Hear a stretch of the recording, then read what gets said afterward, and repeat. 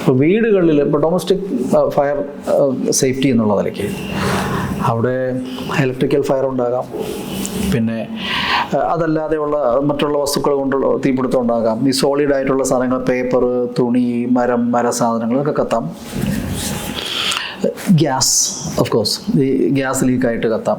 അങ്ങനെയൊക്കെ വരുമ്പോൾ അവിടെ എക്സ്റ്റിങ്ക്വിഷേഴ്സ് പലതരത്തിലുണ്ട് എങ്കിലും ഒരു ABC എന്ന് പറഞ്ഞ ടൈപ്പ് ഒരു എക്സ്റ്റിങ്ക്വിഷർ ഉണ്ട്. ABC എന്ന് പറഞ്ഞാൽ A class solid fire, B class liquid fire, C class gas fire. ഇതിനെ മൂന്നിനെയും പ്രതിരോധിക്കാൻ പറ്റുന്ന രീതിയിലുള്ള പൗഡറുള്ള ഒരു എക്സ്റ്റിങ്ക്വിഷർ ഉണ്ട്. അത് വാങ്ങിച്ച് വെക്കുകയാണെങ്കിൽ നമുക്ക് ഈ ഏത് ഫയർ വന്നാലും അത് ഉപയോഗിക്കാം. അതിൻ്റെ ഓപ്പറേഷനൊക്കെ വളരെ വളരെ സിമ്പിളാണ്.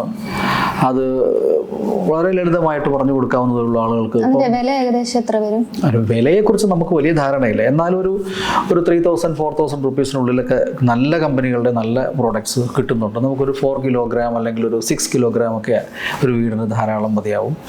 അത് ഇടയ്ക്കിടയ്ക്കൊന്ന് അതിൻ്റെ ആ പൊടി ചിലപ്പോൾ കട്ട പിടിച്ച് പോവുകയാണെങ്കിൽ അത് ഇടയ്ക്കുന്ന ഏതെങ്കിലും ഒരു ഏജൻസിയിൽ കൊണ്ടുപോയി അതൊന്ന് മാറ്റി വേറെ പൊടി, ഫ്രഷ് പൊടി ഒന്ന് റീഫില്ല് ചെയ്ത് വെക്കുക.